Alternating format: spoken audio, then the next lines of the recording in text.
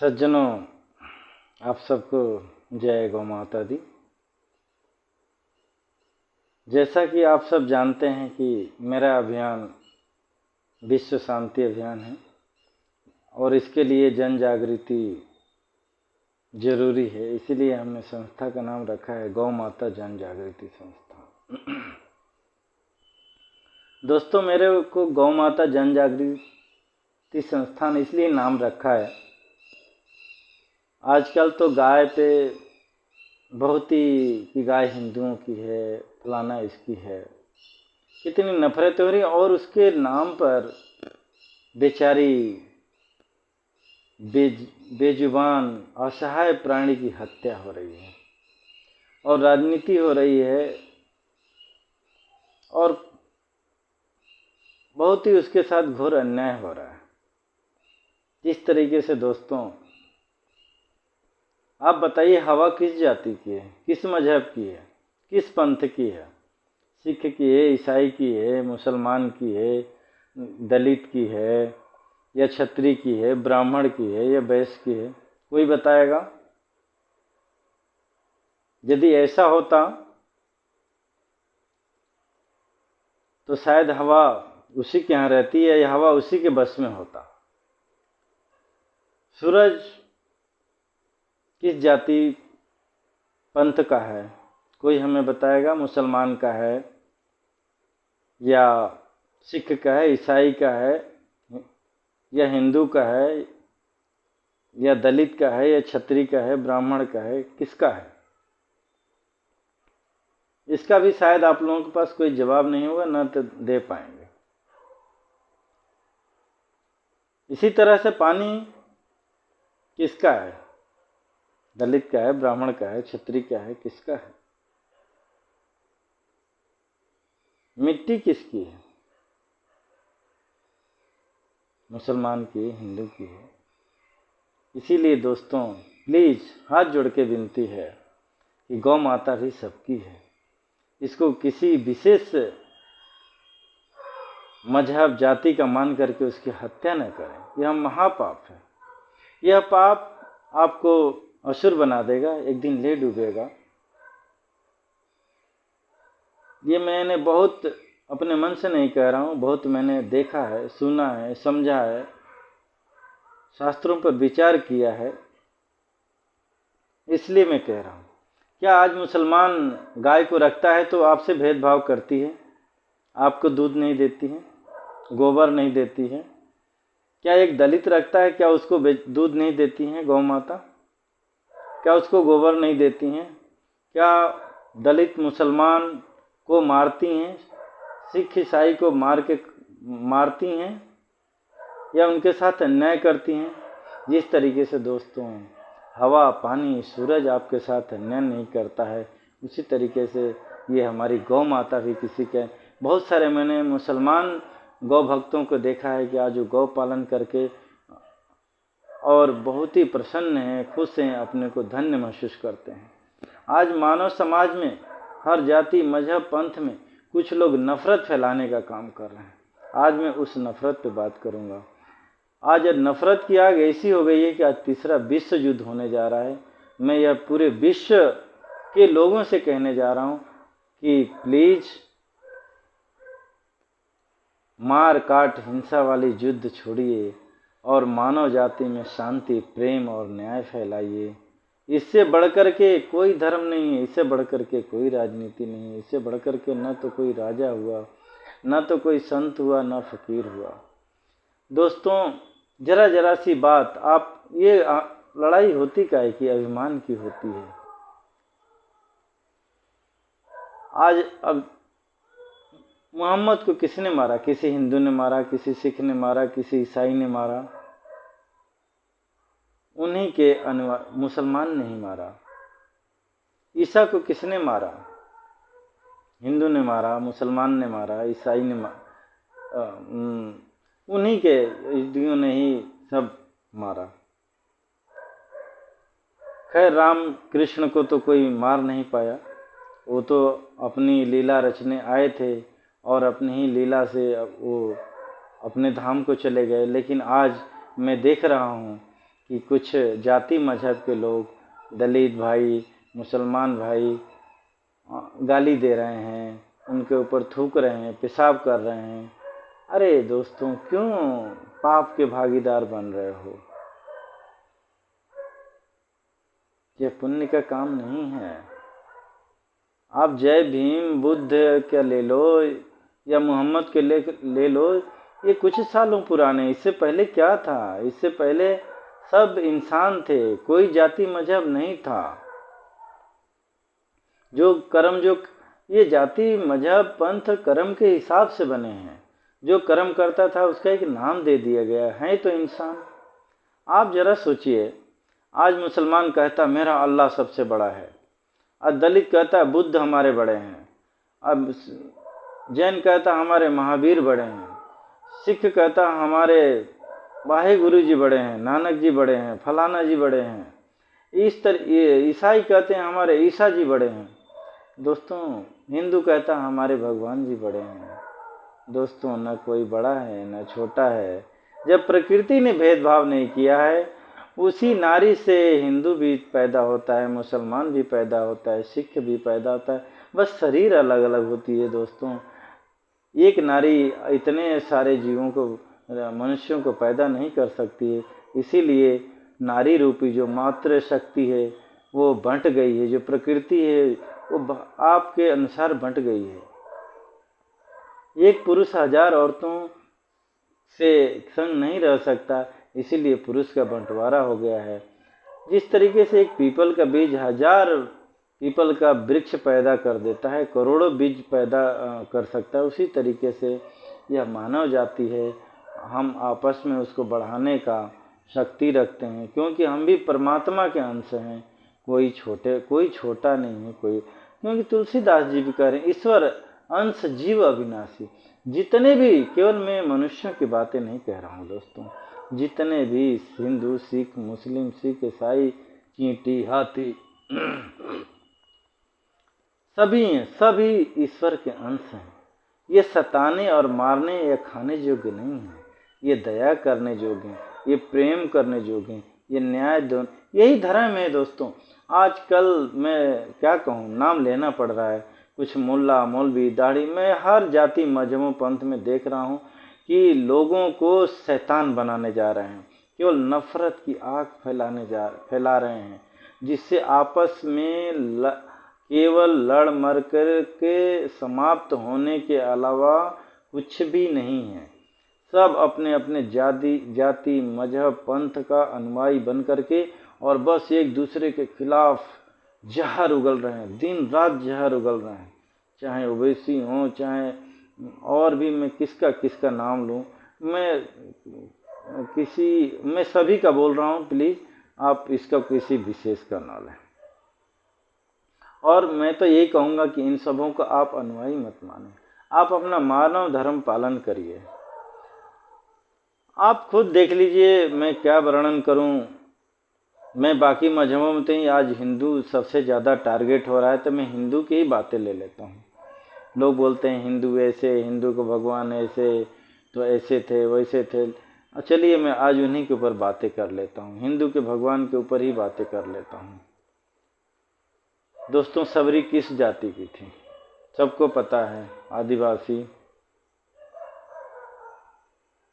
क्या हिंदू के भगवान जिसको आज हिंदू पूजता है उनके पास नहीं गए, उनका जूठा बेर नहीं खाए, उन्होंने नफरत किया? तो मैं उन हिंदुओं से और वैसे अग्रसर समाज से पूछना चाहता हूँ, क्या आप भगवान राम से बड़े हैं? आप वैसे आदिवासी और दलित लोगों से नफरत क्यों करते हैं? उनको मारते काटते सताते क्यों हैं? क्योंकि आप अपने अभिमान को भगवान मान लिया, भगवान को भगवान नहीं माना, अपने राम को भगवान नहीं मानना। यदि राम को भगवान मानते तो आप अपने आदर्श पे चलते।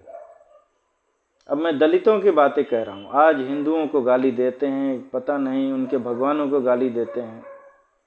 रविदास जी किसको मानते थे? उस समय महावीर जी नहीं थे, उन्होंने राम की पूजा करी।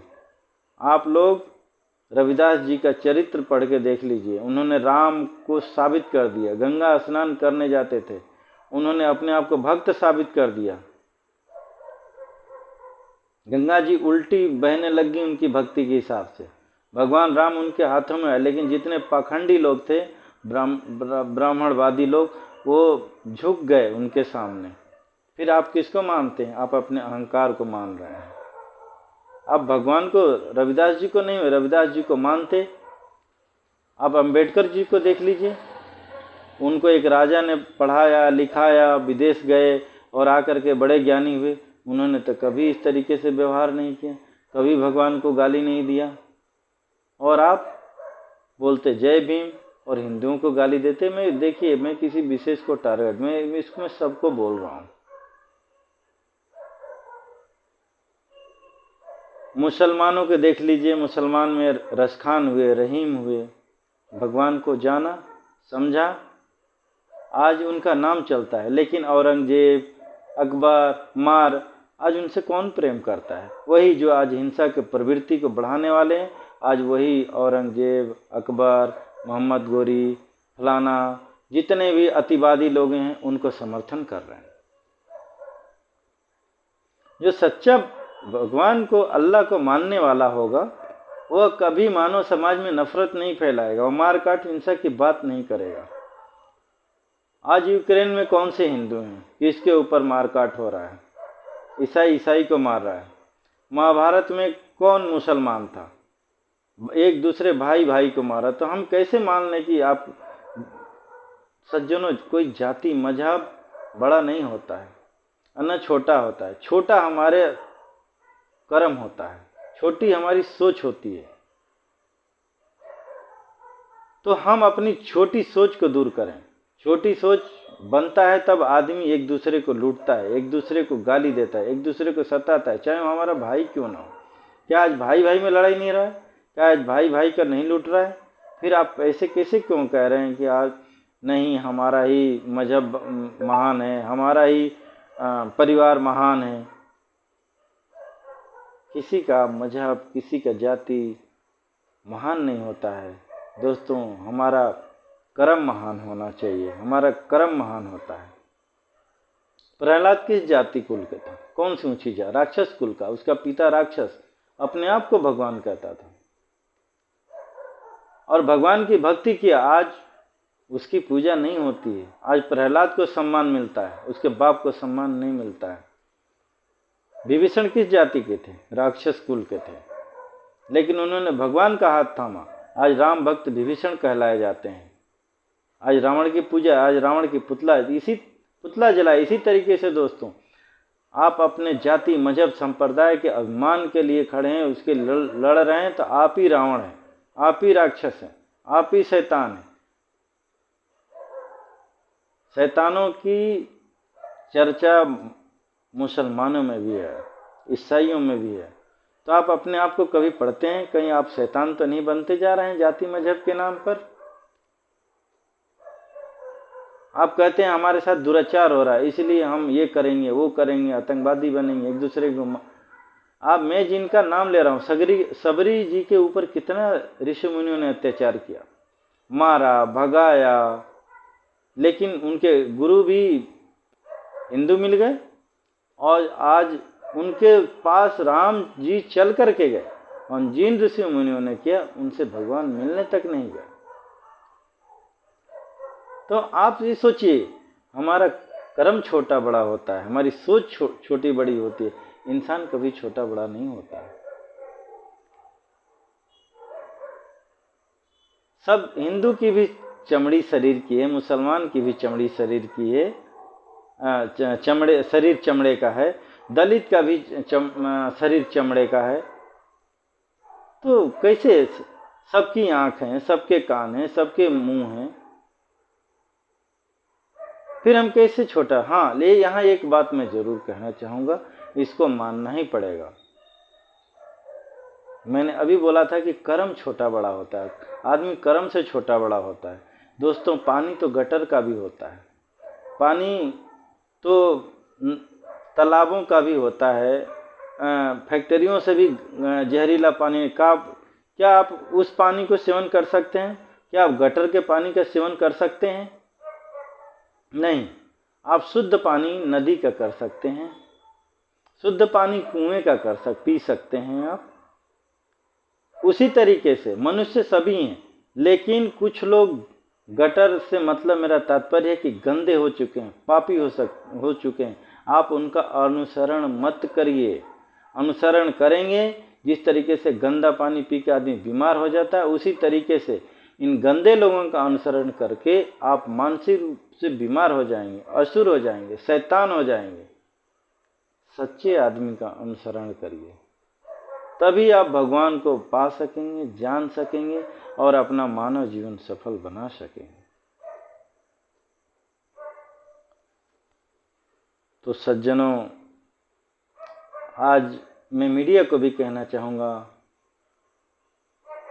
कि आज इतना विश्व युद्ध चिल्लाने शुरू कर दिए हैं, ये हो जाएगा, उसके पास ये मिसाइल है। प्लीज़ उकसाएं नहीं, इस दुनिया में आग नहीं लगाएं, शांति का बीज बोएं, प्रेम का बीज बोएं। एक दूसरे के चढ़ा बढ़ा करके आप एक दूसरे जाति मजहबों को आपस में नहीं लड़ाएं, दिखाएं नहीं। आप अपने चैनलों पे शांति की बातें करें, शांति की चर्चा करें। मैंने देखा एक दूसरे के लड़ाने का काम करते हैं आप लोग, ये तो ऐसा तो ऐसा।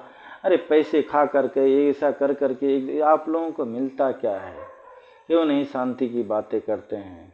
क्यों नहीं बुरे को बुरा कहिए जरूर, लेकिन आपस में सब। क्या एक मुसलमान बुरा है तो सभी मुसलमानों को काट देना चाहिए?